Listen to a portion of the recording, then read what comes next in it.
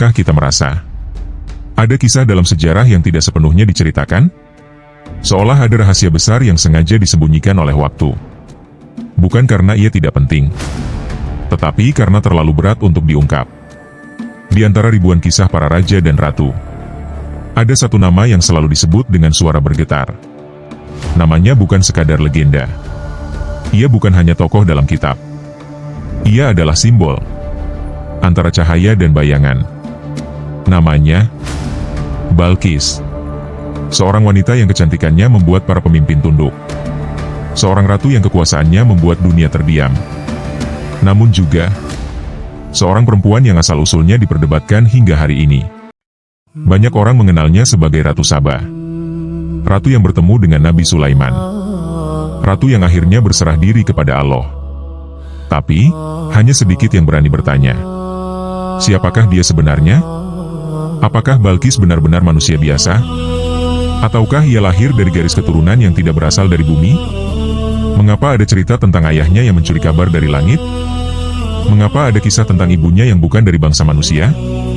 Dan mengapa sejak dahulu para ulama berbeda pendapat tentang darah yang mengalir di tubuhnya? Pertanyaan-pertanyaan ini tidak pernah benar-benar mendapatkan satu jawaban pasti. Karena setiap jawaban justru melahirkan misteri baru. Balqis bukan hanya ratu dalam sejarah. Ia adalah teka-teki bagi iman. Ia adalah simbol pertemuan antara dunia nyata dan dunia gaib. Antara logika dan kepercayaan. Antara tanah dan cahaya. Bayangkan, jika suatu hari kita mengetahui bahwa salah satu tokoh paling terkenal dalam Al-Quran bukan sepenuhnya berasal dari manusia. Apa yang akan kita rasakan? Takjub? Takut? Atau justru semakin kecil di hadapan kebesaran Allah? Karena jika itu benar, maka Balqis bukan hanya membawa pesan tentang kekuasaan, tetapi juga tentang rahasia penciptaan. Tentang betapa luasnya ciptaan Allah. Tentang betapa kecilnya pengetahuan manusia. Di satu sisi, Balqis digambarkan sebagai ratu yang cerdas. Ia tidak gegabah dalam mengambil keputusan. Ia tidak sombong dengan kekuasaan. Ia memilih berdialog sebelum berperang. Ia memilih berpikir sebelum bertindak. Namun di sisi lain, ada bisikan gelap yang menyertainya. Tentang darah jin. Tentang pernikahan terlarang. Tentang takdir yang ditulis di langit sebelum ia lahir ke bumi. Kisah tentang seorang raja yang berburu di tengah hutan. Lalu bertemu wanita yang kecantikannya seperti matahari. Wanita yang membawa air dari batu yakut. Wanita yang mengaku berasal dari bangsa jin. Dan dari pernikahan itulah Balqis lahir. Apakah itu hanya dongeng? Ataukah itu potongan kebenaran yang tidak ingin kita terima? Karena manusia seringkali nyaman dengan cerita yang sederhana. Kita menyukai kisah yang bisa kita pahami. Kita tenang dengan cerita yang tidak mengguncang iman kita.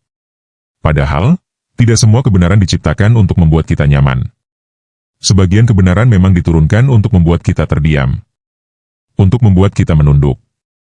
Untuk membuat kita sadar bahwa ada wilayah ciptaan Allah yang tidak akan pernah bisa kita jangkau dengan akal. Balqis adalah salah satu wilayah itu. Ia bukan hanya ratu dalam sejarah. Ia adalah pintu menuju pertanyaan besar. Apakah dunia ini benar-benar hanya dihuni oleh manusia? Ataukah kita hidup berdampingan dengan makhluk yang tak kasat mata? Yang kisahnya kadang bersinggungan dengan takdir kita? Dan lebih jauh lagi, apakah mungkin seorang manusia lahir dari dua dunia? Pertanyaan itu terdengar mustahil. Tapi justru disitulah letak ujian iman. Karena iman tidak selalu dimulai dari yang masuk akal. Iman seringkali dimulai dari yang membuat kita terdiam lama. Lalu berkata pelan dalam hati, "Ya Allah, sungguh aku tidak tahu apa-apa." Balqis adalah contoh bagaimana seseorang bisa lahir dari misteri. Tumbuh dalam kekuasaan. Namun berakhir dalam ketundukan. Ia bisa saja memilih untuk mempertahankan tahtanya. Ia bisa saja bangga dengan asal-usulnya. Ia bisa saja merasa lebih tinggi dari manusia lain. Namun yang ia pilih justru sebaliknya. Ia menundukkan mahkota. Ia melepaskan kebanggaan. Ia berserah diri. Dan disitulah letak keindahan kisahnya. Karena pada akhirnya, yang membuat Balqis istimewa bukan darahnya, bukan keturunannya, bukan kecantikannya, bukan kekayaannya, tetapi keberaniannya untuk mengakui kebenaran. Namun sebelum kita sampai ke sana, kita harus melewati lorong gelap sejarah. Lorong yang penuh cerita tentang jin, langit, nubuat, dan rahasia. Lorong yang membuat kita bertanya, apakah semua ini hanya legenda? Atau potongan dari dunia yang sengaja Allah sembunyikan dari pandangan kita? Video ini tidak hadir untuk memaksakan satu jawaban. Video ini hadir untuk mengajak kita merenung. Mengajak kita menyelami kisah yang jarang dibahas. Mengajak kita duduk diam dan mendengarkan bisikan sejarah yang terlupakan. Karena bisa jadi, di balik kisah Ratu Balkis, Allah sedang mengajarkan satu hal sederhana, bahwa manusia tidak diukur dari asal-usulnya, tetapi dari arah sujudnya. Dan bisa jadi, pertanyaan terbesar bukanlah, apakah Balkis manusia atau setengah jin? Tetapi, apakah kita, sebagai manusia, sudah benar-benar berserah diri? Seperti Balkis berserah diri? Karena pada akhirnya, di hadapan Allah, yang dimuliakan bukanlah siapa kita berasal, melainkan kemana hati kita kembali. Dan dari sanalah, kisah Balkis tidak lagi hanya tentang dirinya, tetapi tentang sebuah negeri yang pernah menjadi pusat peradaban dunia. Sebuah kerajaan yang namanya disebut dalam kitab suci. Sebuah negeri yang kekayaannya membuat bangsa-bangsa iri. Sebuah tanah yang subur di tengah gurun. Seolah Allah menurunkan surga kecil di bumi. Namanya Saba. Kerajaan Saba bukan negeri biasa. Ia bukan sekadar kerajaan dengan istana dan pasukan. Ia adalah simbol kemakmuran yang nyaris tak masuk akal. Di saat negeri lain berjuang melawan kekeringan, Saba justru dikelilingi kebun-kebun hijau. Air mengalir di mana-mana. Buah tumbuh tanpa henti. Tanahnya subur seperti doa yang dikabulkan. Para sejarawan menyebutnya sebagai salah satu peradaban paling maju di dunia kuno. Bukan hanya karena kekayaannya, tetapi karena kecerdasan mereka dalam mengelola alam. Di negeri ini, manusia tidak melawan takdir. Mereka bekerja sama dengan ciptaan Allah. Mereka membangun bendungan raksasa untuk menampung air hujan. Mereka membagi aliran sungai dengan adil. Mereka memahami bahwa kekuasaan bukan untuk menguasai alam, tetapi untuk menjaga amanahnya. Dan dari negeri inilah, lahir seorang ratu yang namanya melampaui zamannya. Namun, hingga hari ini, para ahli sejarah masih berbeda pendapat. Di manakah sebenarnya kerajaan Saba berada? Sebagian mengatakan, Saba terletak di Arab Selatan, di wilayah yang kini bernama Yaman. Di sana ditemukan reruntuhan bendungan Arib, bangunan megah yang dibuat ribuan tahun lalu. Bendungan yang menjadi saksi kejayaan sebuah bangsa. Sebagian lainnya berpendapat, Saba berada di tanduk Afrika, di wilayah Ethiopia. Karena dalam tradisi mereka, kisah Ratu Balkis juga hidup turun-temurun. Dan ada pula pendapat yang lebih mengejutkan, bahwa jejak istana Balkis justru ada di Nusantara, di tanah Jawa, di situs yang kini dikenal sebagai Ratu Boko. Beragam pendapat itu tidak saling membatalkan, justru semakin menegaskan satu hal, bahwa Saba bukan sekadar lokasi geografis, tetapi simbol peradaban yang pengaruhnya meluas ke banyak wilayah. Seolah Allah sengaja membiarkan letaknya samar, agar manusia tidak terjebak pada tanahnya, tetapi merenungkan maknanya. Karena Saba bukan hanya tentang di mana, tetapi tentang bagaimana. Bagaimana sebuah bangsa bisa hidup dalam kemakmuran, tanpa melupakan Tuhan. Bagaimana sebuah kerajaan bisa besar, tanpa tenggelam dalam kesombongan. Bagaimana manusia bisa kaya, namun tetap merasa kecil di hadapan langit. Dalam Al-Quran, Saba digambarkan sebagai negeri yang diberkahi. 2 kebun di kanan dan kiri. Buah melimpah. Rezeki berlimpah. Namun Allah juga mengingatkan, bahwa semua itu bisa hilang jika manusia lupa bersyukur. Dan sejarah membuktikan peringatan itu. Suatu hari, bendungan Arib runtuh. Air yang dulu membawa kehidupan berubah menjadi banjir yang menghancurkan segalanya. Kebun-kebun mati. Tanah menjadi kering. Kemakmuran berubah menjadi kenangan. Seolah Allah sedang berkata kepada manusia, jika kalian lupa siapa pemberi nikmat, maka nikmat itu akan menjadi ujian. Kerajaan Saba pun perlahan hilang. Tidak lenyap seketika, tetapi memudar seperti cahaya senja. Meninggalkan reruntuhan, meninggalkan legenda, meninggalkan satu nama besar, Balkis. Dan mungkin, itulah sebabnya kisah Balkis begitu kuat. Karena ia lahir dari negeri yang pernah berada di puncak dunia. Negeri yang mengajarkan satu pelajaran pahit. Bahwa sebesar apapun peradaban, ia tetap rapuh tanpa iman. Balkis tumbuh di tengah kemewahan. Ia melihat kekayaan sejak kecil. Ia terbiasa dengan kemegahan istana. Ia hidup di negeri yang membuat manusia lupa pada langit. Namun justru dari lingkungan itulah, Allah menyiapkan jiwanya untuk perjalanan yang lebih besar. Karena kadang, Allah tidak menumbuhkan hambanya di tempat yang sepi. Allah menumbuhkannya di tempat yang penuh godaan. Agar ketika ia memilih Allah, pilihan itu benar-benar murni. Saba adalah panggung. Balkis adalah tokohnya. Dan dunia adalah penontonnya. Negeri itu mungkin telah runtuh. Istana mungkin telah menjadi debu. Bendungan mungkin tinggal batu. Namun kisahnya tetap hidup. Karena Allah tidak menuliskan sejarah untuk dikenang, tetapi untuk direnungkan. Dan jika hari ini kita membaca kisah Saba, sebenarnya kita sedang membaca tentang diri kita sendiri. Tentang manusia yang diberi nikmat. Tentang manusia yang diuji dengan kelimpahan. Tentang manusia yang sering lupa bahwa semua yang ia miliki bukan hasil usahanya semata, melainkan titipan dari langit. Saba pernah menjadi surga kecil di bumi. Namun surga itu tidak kekal. Karena surga yang sejati bukan terletak di tanah, tetapi di hati yang bersyukur. Dan dari tanah yang pernah begitu mulia itu, Allah melahirkan seorang ratu. Bukan untuk memamerkan kekuasaan, tetapi untuk menunjukkan jalan pulang.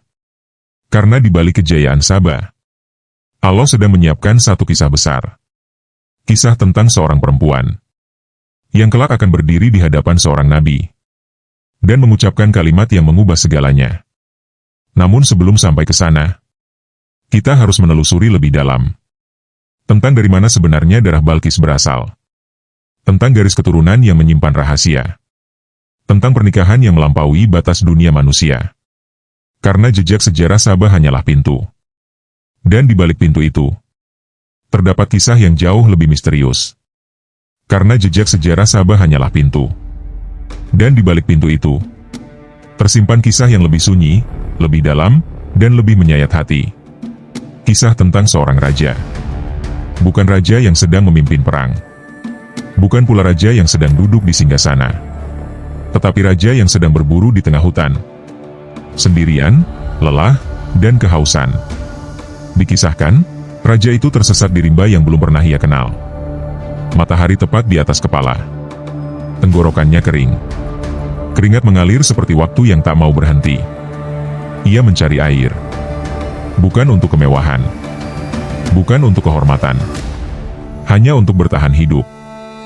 Lalu dari kejauhan, ia melihat sesuatu yang tidak seharusnya ada di tengah hutan. Sebuah tenda. Berdiri sunyi, seolah menunggu kedatangannya. Dengan sisa tenaga, sang raja mendekat. Ia memanggil. Dan dari dalam tenda itu keluar seorang kakek tua. Wajahnya teduh. Matanya dalam. Seperti menyimpan rahasia yang lebih tua dari waktu. Raja meminta air. Dan kakek itu hanya tersenyum pelan. Ia memanggil seseorang dari dalam. Saat itulah, dunia sang raja berhenti berputar. Dari dalam tenda keluar seorang wanita.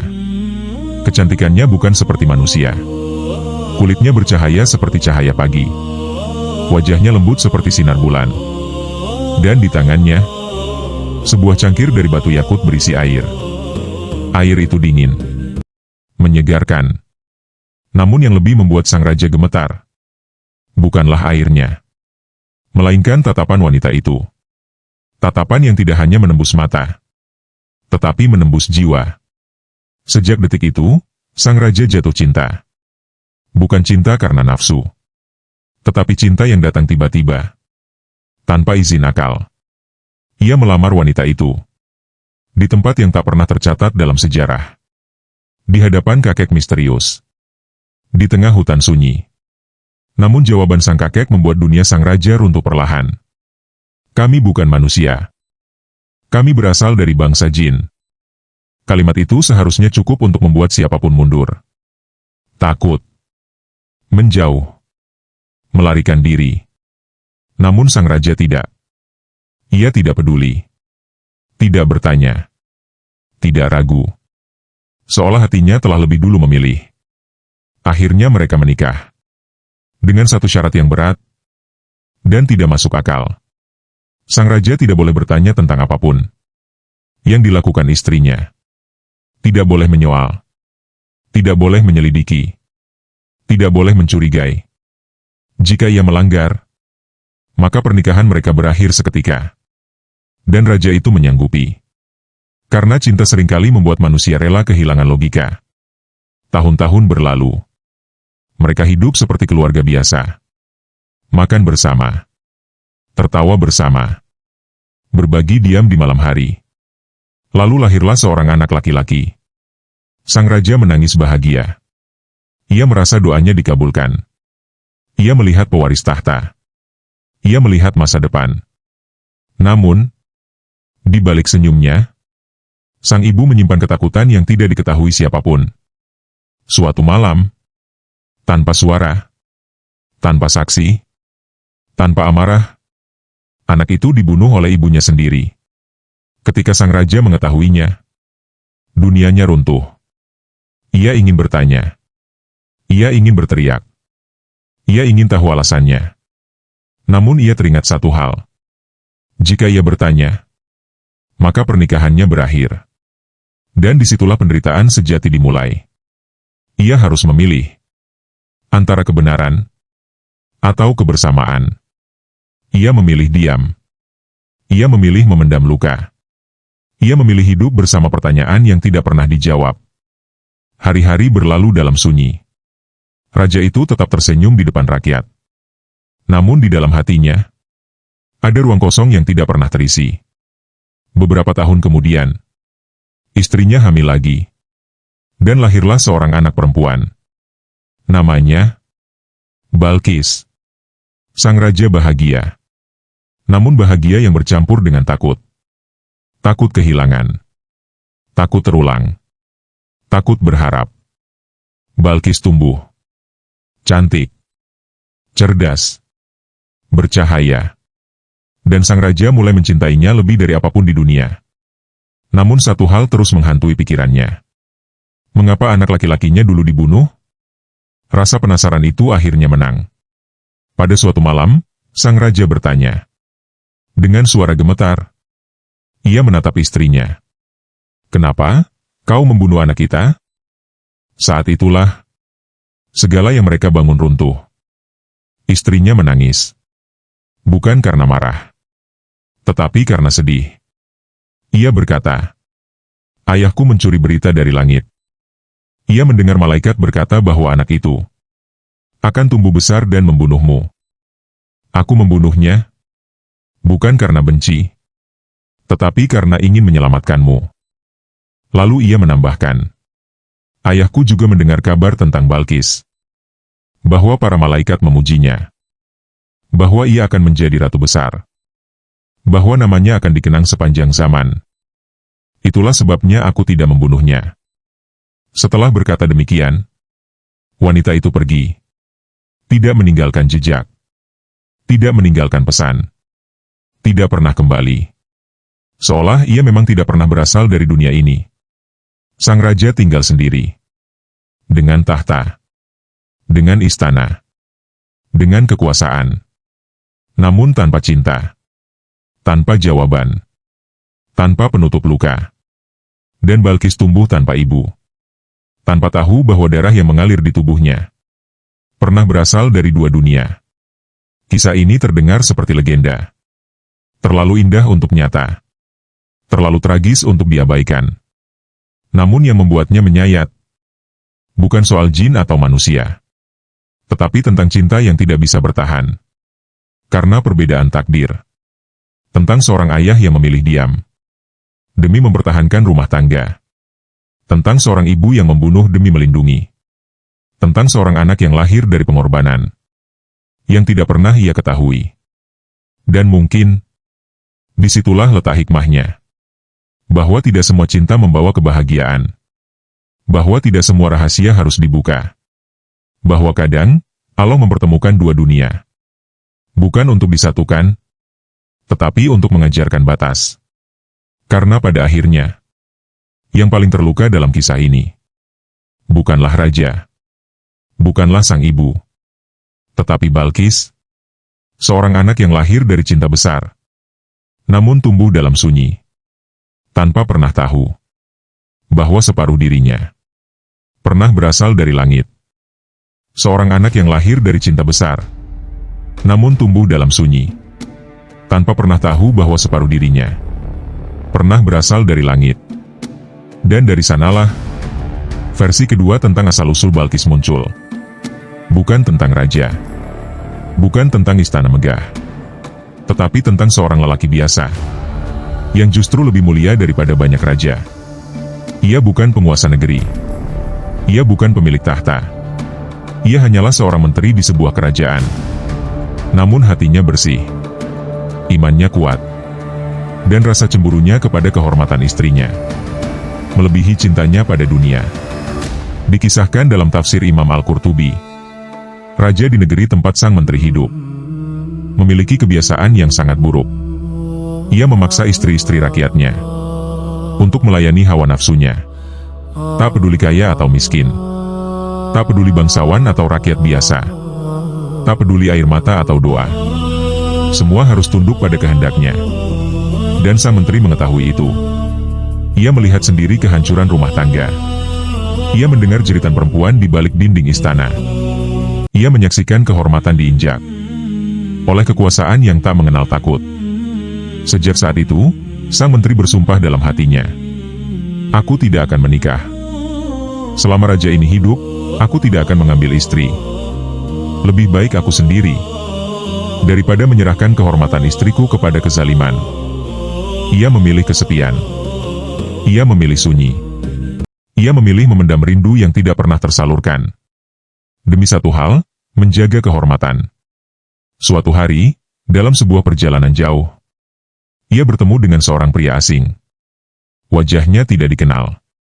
Pakaiannya sederhana. Namun sorot matanya tajam. Seperti menyimpan sesuatu yang tak terlihat. Pria asing itu bertanya, "Wahai Tuan, apakah engkau memiliki istri?" Sang menteri menjawab jujur, "Aku tidak akan menikah selamanya. Raja di negeriku suka memaksa istri rakyat. Aku tidak ingin keluargaku hancur." Pria itu terdiam sejenak. Lalu berkata dengan suara tenang, "Jika engkau mau menikahi putriku, maka rajamu tidak akan mampu menyentuhnya." Sang menteri tersenyum pahit. "Itu mustahil. Raja punya kekuasaan. Siapa yang bisa melawannya?" Pria asing itu menatapnya dalam-dalam. Lalu berkata pelan, "Karena kami bukan manusia. Kami berasal dari bangsa jin." Kalimat itu seharusnya membuat siapapun lari. Takut. Menjauh. Mencurigai. Namun sang menteri tidak. Bukan karena ia tidak takut, tetapi karena hatinya sudah terlalu lelah dengan kezaliman manusia. Ia berpikir, jika memang benar, maka Allah sedang memberinya jalan keluar yang tak pernah ia bayangkan. Akhirnya, sang menteri menikahi putri pria itu. Tanpa pesta besar, tanpa sorak-sorai, tanpa kemegahan. Hanya akad, hanya doa, hanya dua jiwa yang dipertemukan oleh takdir. Dan dari pernikahan itulah, lahirlah seorang anak perempuan. Namanya Balqis. Ia lahir tanpa darah bangsawan, tanpa tahta, tanpa kemewahan istana. Ia hanyalah anak seorang menteri. Namun di dalam tubuhnya mengalir dua dunia. Dunia manusia yang penuh luka, dan dunia jin yang penuh rahasia. Balqis tumbuh dalam lingkungan sederhana. Namun sejak kecil, ia memiliki kecerdasan yang tidak biasa. Ia cepat memahami. Ia tajam dalam berpikir. Ia bijak dalam berbicara. Orang-orang heran. Bagaimana anak seorang menteri biasa memiliki wibawa seperti pemimpin besar? Namun tidak ada yang tahu bahwa ibunya bukan berasal dari dunia ini. Dalam versi ini, Balkis tidak lahir dari istana. Ia tidak tumbuh dalam kemewahan. Ia justru dibesarkan dalam kesederhanaan. Dan justru disitulah keindahannya. Karena Allah tidak selalu melahirkan pemimpin dari keluarga besar. Allah seringkali menumbuhkan jiwa agung dari rumah yang sunyi. Balkis tidak dibesarkan dengan ambisi. Ia dibesarkan dengan kehormatan. Ia tidak diajari tentang kekuasaan. Ia diajari tentang menjaga diri. Dan mungkin, itulah sebabnya ia kelak menjadi ratu yang berbeda. Ratu yang tidak gegabah. Ratu yang tidak sombong. Ratu yang tidak haus perang. Karena sejak kecil, ia melihat bagaimana ayahnya menolak dunia. Demi satu prinsip. Kehormatan lebih mahal daripada kekuasaan. Versi ini mengajarkan satu hal penting.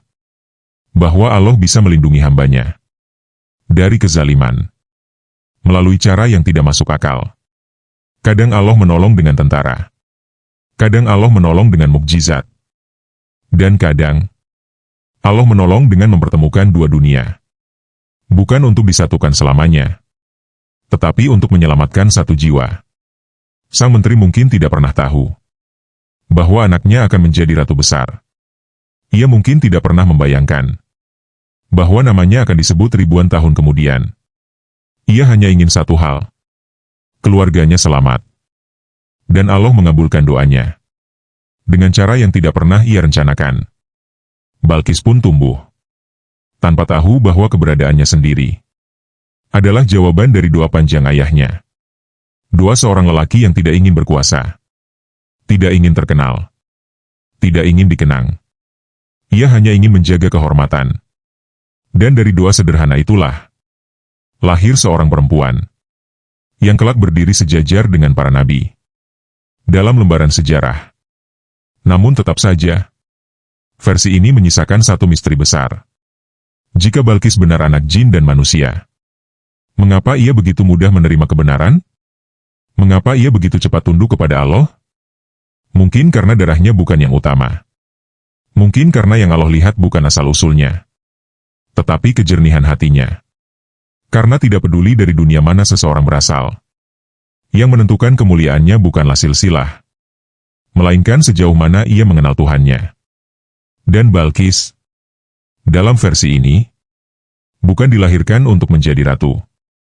Ia dilahirkan untuk menjadi bukti bahwa Allah bisa melahirkan cahaya dari pertemuan yang paling gelap. Dan Balkis, dalam versi ini, bukan dilahirkan untuk menjadi ratu. Ia dilahirkan untuk menjadi bukti bahwa Allah bisa melahirkan cahaya dari pertemuan yang paling gelap. Namun masih ada satu versi lain. Versi yang lebih sunyi, lebih dingin, lebih tajam dalam menampar kesadaran manusia. Versi yang berasal dari tafsir Ibnu Adil. Versi ini tidak dimulai dengan cinta. Tidak dimulai dengan doa. Tidak dimulai dengan ketakutan. Ia dimulai dengan kesombongan. Dikisahkan, ayah Balkis adalah seorang raja besar di Yaman. Ia berasal dari keturunan mulia. Memiliki kerajaan luas, pasukan yang kuat, dan kekayaan yang tidak pernah habis. Ia disegani oleh raja-raja lain. Namanya disebut dengan rasa takut. Titahnya dituruti tanpa pertanyaan. Namun di balik semua itu, ada satu penyakit yang tumbuh perlahan di hatinya.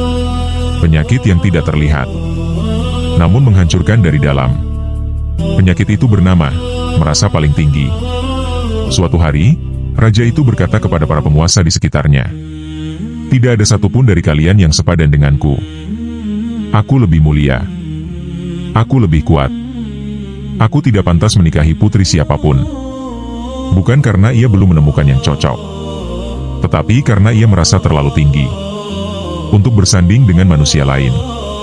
Para raja terdiam, tidak berani menjawab, tidak berani membantah. Namun langit tidak pernah diam. Karena kesombongan adalah satu-satunya sifat yang paling dibenci oleh Allah. Sifat yang membuat iblis terusir. Sifat yang membuat manusia lupa diri. Dan dari kesombongan itulah Takdir mulai bergerak. Raja itu menolak semua lamaran manusia. Ia tidak mau menikah dengan perempuan dari dunia ini. Ia merasa tidak ada yang pantas. Hingga akhirnya, ia dinikahkan dengan seorang wanita dari bangsa jin. Namanya Raihanah binti Sakan. Bukan manusia. Bukan dari bumi. Bukan dari garis keturunan yang bisa dicatat. Seolah Allah sedang memperlihatkan ironi. Ketika manusia menolak sesamanya karena merasa terlalu tinggi, Allah justru mempertemukannya dengan makhluk dari dunia lain. Pernikahan itu terjadi tanpa kemegahan, tanpa restu banyak pihak, namun penuh tanda tanya. Dan dari pernikahan itulah, lahirlah satu-satunya anak mereka. Namanya Balqis. Tidak ada anak lain. Tidak ada pewaris selain dirinya. Tidak ada keturunan yang menyusul. Seolah Allah ingin mengatakan, cukuplah satu. Karena satu saja sudah cukup untuk menjadi pelajaran. Balqis tumbuh di istana besar. Namun tidak tumbuh dalam kehangatan. Ayahnya dingin. Ibunya asing. Dua dunia hidup dalam satu atap. Namun tidak pernah benar-benar menyatu. Balqis dibesarkan oleh pelayan. Diajari adat manusia. Namun sering merasakan keanehan dalam dirinya sendiri. Ia berbeda. Ia merasa asing di tengah manusia. Namun juga tidak sepenuhnya memahami dunia lain. Ia seperti berada di tengah jembatan yang menghubungkan dua alam. Ayahnya bangga padanya. Namun bangga yang kering. Bukan karena cinta, tetapi karena ia satu-satunya pewaris. Ibunya menyayanginya. Namun dengan cara yang sulit dipahami. Kadang hadir. Kadang hilang. Kadang dekat. Kadang seperti bayangan. Balqis tumbuh dalam kesunyian batin. Di tengah kemewahan fisik. Ia memiliki segalanya. Kecuali rasa benar-benar dimiliki. Dan mungkin, disitulah luka pertama Balqis terbentuk. Karena anak yang lahir dari kesombongan. Sering tumbuh dengan pertanyaan. Siapakah aku sebenarnya? Dari dunia mana aku berasal? Dan kemana aku akan kembali? Ayahnya tidak pernah menjelaskan. Ibunya tidak pernah menceritakan. Dan Balqis tidak pernah bertanya. Ia memilih diam. Ia memilih belajar. Ia memilih mengamati manusia. Dari ayahnya, ia belajar tentang kekuasaan. Tentang perintah. Tentang tahta. Namun dari dirinya sendiri, ia belajar tentang keraguan. Tentang kesepian. Tentang keterasingan. Versi ini tidak menampilkan Balqis sebagai anak cinta. Ia adalah anak ego. Anak dari penolakan manusia. Anak dari keinginan merasa paling tinggi. Namun justru dari latar itulah, Allah menumbuhkan kebijaksanaan. Karena orang yang lahir dari kesombongan, sering justru tumbuh dengan kerendahan hati. Balqis melihat bagaimana ayahnya tidak pernah puas. Selalu ingin lebih tinggi. Selalu ingin di atas. Dan mungkin di dalam hatinya tumbuh satu kesadaran. Jika ini puncak dunia, mengapa rasanya begitu hampa? Ia memiliki segalanya, namun jiwanya kosong. Dan dari kekosongan itulah, Allah mulai membentuk ruang untuk iman. Versi ini seakan berkata, Allah tidak hanya menghukum kesombongan, tetapi juga menjadikannya ladang pelajaran. Karena dari raja yang merasa paling tinggi, lahir seorang ratu, yang justru mudah merendahkan diri. Dari ayah yang menolak manusia, lahir anak yang kelak bersujud bersama seorang nabi. Dari pernikahan yang dilandasi ego, lahir jiwa yang kelak memilih tunduk. Balqis mungkin tidak pernah tahu mengapa ayahnya menikah dengan jin. Ia mungkin tidak pernah memahami mengapa ia merasa berbeda. Namun Allah tahu. Allah menulis takdirnya bukan dari kesombongan, tetapi untuk menghancurkan kesombongan itu sendiri. Karena kelak, di hadapan Nabi Sulaiman, Balqis akan melakukan sesuatu yang tidak pernah dilakukan ayahnya. Ia akan mengakui bahwa ada yang lebih tinggi darinya. Ia akan mengakui bahwa ada kekuasaan yang melampaui tahta. Dan disitulah Versi ini menemukan maknanya. Bahwa siapapun asal-usul seseorang, Allah selalu memberi kesempatan untuk berubah. Bahwa siapapun orang tuanya, Allah tetap membuka jalan pulang. Dan bahwa kesombongan terbesar manusia bisa melahirkan satu jiwa yang justru menjadi simbol ketundukan. Karena Balqis, dalam versi ini, bukan sekadar putri raja. Ia adalah jawaban Allah atas kesombongan ayahnya. Karena Balqis, dalam versi ini, bukan sekadar putri raja. Ia adalah jawaban Allah atas kesombongan ayahnya. Dan takdir akhirnya mempertemukannya dengan seorang manusia yang tidak hanya menjadi raja di bumi, tetapi juga kekasih langit. Namanya Nabi Sulaiman. Seorang nabi, seorang pemimpin, seorang hamba yang diberi kekuasaan atas manusia, hewan, bahkan jin. Ketika Balqis datang ke kerajaannya, ia tidak disambut dengan pedang, tidak pula dengan pasukan, tidak dengan ancaman. Ia disambut dengan sebuah istana. Namun bukan istana biasa. Istana itu tidak terbuat dari emas, tidak dari marmer, tidak dari batu mulia. Istana itu terbuat dari kaca. Kaca yang begitu jernih, begitu bening, begitu halus, sehingga siapapun yang memandangnya akan mengira itu adalah air. Dan disinilah misteri itu terjadi. Allah mengabadikan peristiwa ini dalam Al-Quran, Surah An-Naml ayat 44. Ketika Balqis dipersilakan masuk, ia melangkah pelan. Matanya menatap lantai. Dan yang ia lihat, seperti kolam besar terbentang di depannya. Airnya tenang, licin, mengkilap seperti cermin. Tanpa berpikir panjang, Balqis mengangkat pakaiannya. Ia membuka sedikit betisnya, agar tidak basah. Dan saat itulah, Nabi Sulaiman berkata dengan tenang, "Sesungguhnya ini adalah istana, yang lantainya terbuat dari kaca." Balqis terdiam. Langkahnya berhenti. Dadanya bergetar. Ia baru sadar bahwa yang ia kira air, ternyata hanyalah kaca. Namun bukan itu yang membuat peristiwa ini abadi. Bukan lantai kacanya. Bukan istananya. Bukan kemegahannya. Tetapi apa yang terlihat ketika Balqis mengangkat pakaiannya. Dalam sebagian tafsir, disebutkan bahwa betis Balqis ditumbuhi bulu. Tidak seperti wanita pada umumnya. Nabi Sulaiman terkejut. Bukan karena jijik. Bukan karena heran. Tetapi karena tanda itu seakan menguatkan bisikan yang selama ini beredar. Bahwa Balqis bukan sepenuhnya manusia. Sebagian ulama mengatakan, itulah bukti bahwa ia berdarah jin. Bahwa tubuhnya menyimpan ciri yang tidak biasa. Namun sebagian ulama lain berkata, itu bukan bukti. Itu hanya keanehan fisik.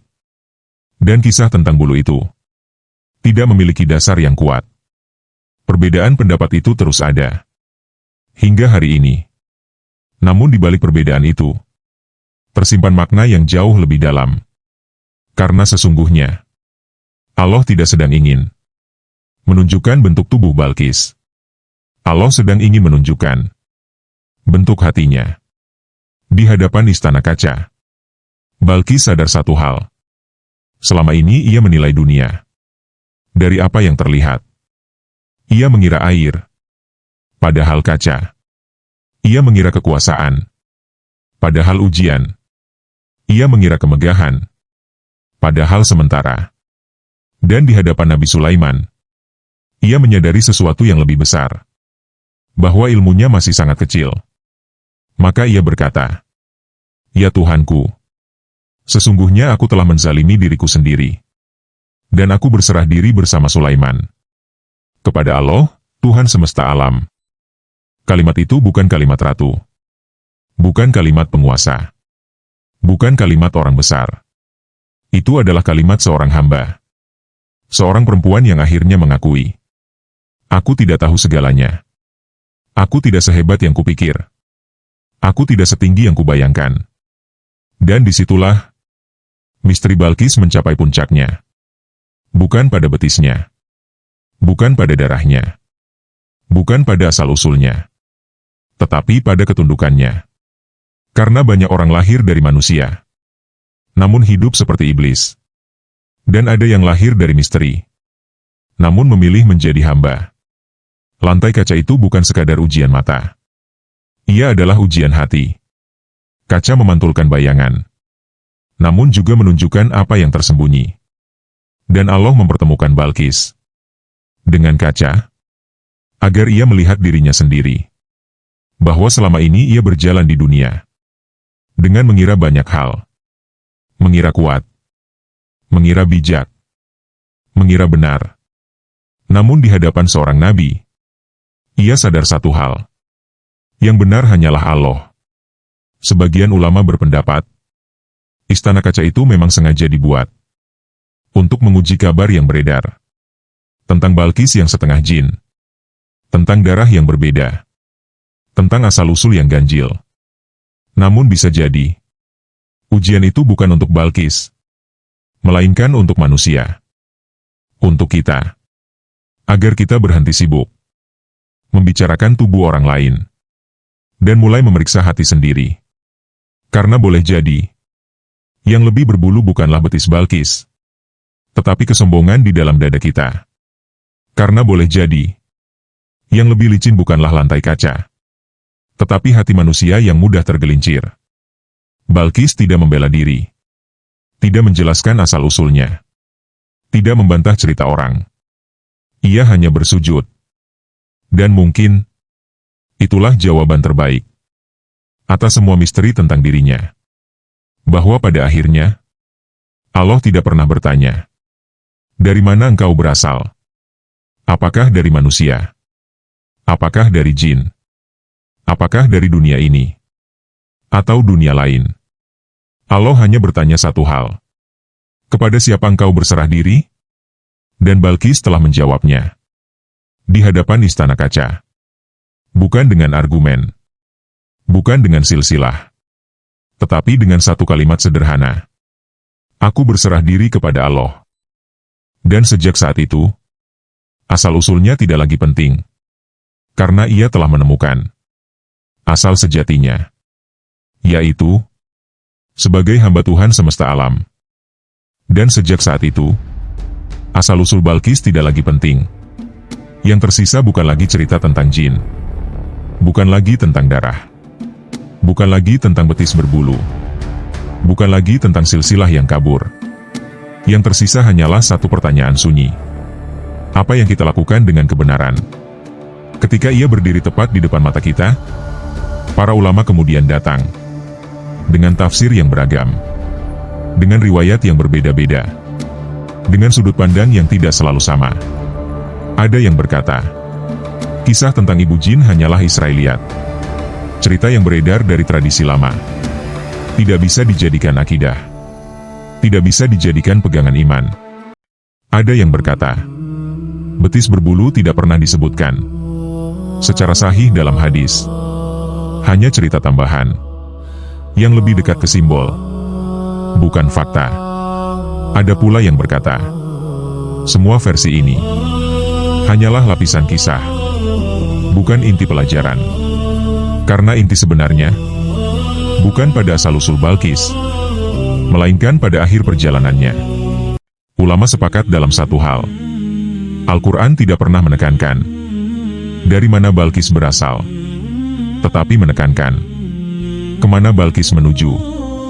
Menuju ketundukan, menuju pengakuan diri, menuju Tuhan yang Esa. Dan disitulah letak hikmahnya. Manusia sering terjebak pada hal-hal yang spektakuler, yang aneh, yang mistis, yang tidak biasa. Kita suka misteri. Kita suka rahasia. Kita suka cerita langit.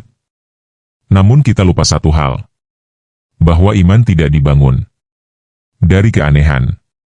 Iman dibangun dari kerendahan hati. Balkis tidak masuk Islam karena melihat jin. Ia tidak berserah diri karena terpesona oleh kekuasaan. Ia tunduk karena menyadari selama ini ia salah, dan mengakui kesalahan adalah bentuk keberanian yang paling tinggi. Sebagian dari kita lebih memilih mempertahankan ego daripada menerima kebenaran, lebih suka berdebat daripada bersujud. Padahal Balkis, seorang ratu, seorang penguasa, seorang yang bisa saja menolak, namun ia memilih menunduk. Inilah yang membuat kisahnya abadi. Bukan karena darahnya misterius, tetapi karena hatinya jujur. Ulama besar berkata, barang siapa mencari Allah lewat cerita, ia akan tersesat dalam simbol. Namun barang siapa mencari Allah lewat diri, ia akan menemukannya dalam diam. Dan mungkin, itulah sebabnya Allah tidak menjelaskan detail asal-usul Balkis. Karena Allah ingin kita berhenti bertanya, siapa dia? Dan mulai bertanya, siapa kita? Apakah kita seperti Balkis sebelum bertemu kebenaran? Merasa cukup, merasa pintar, merasa sudah benar. Ataukah kita seperti Balkis setelah bertemu kebenaran? Mengakui kelemahan, melepaskan kesombongan, dan berkata, ya Tuhan, aku telah menzalimi diriku sendiri. Misteri terbesar dalam kisah ini bukan jin, bukan istana kaca, bukan kekuatan Sulaiman. Misteri terbesarnya adalah, mengapa sulit sekali bagi manusia untuk mengakui bahwa ia salah? Balkis mengajarkan satu pelajaran sunyi, bahwa jalan menuju Allah selalu melewati satu pintu yang sama, bernama kerendahan hati. Tidak peduli siapa orang tuamu, tidak peduli dari mana engkau berasal, tidak peduli setinggi apa ilmumu, tidak peduli sejauh apa pencarianmu, semua akan bermuara pada satu titik. Apakah engkau mau berserah diri, atau tetap memegang egomu? Dan mungkin, itulah pesan terbesar dari kisah ini, bahwa misteri bukan untuk dipecahkan, tetapi untuk disadari.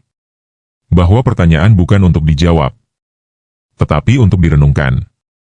Karena pada akhirnya, kita semua sedang berjalan di atas lantai kaca kehidupan. Mengira kuat, padahal rapuh. Mengira paham, padahal samar. Mengira tahu, padahal belum tentu. Dan suatu hari nanti, kita pun akan berdiri di hadapan kebenaran. Tanpa gelar, tanpa cerita, tanpa alasan. Hanya sebagai hamba. Semoga kisah Balkis bukan sekadar cerita, tetapi cermin.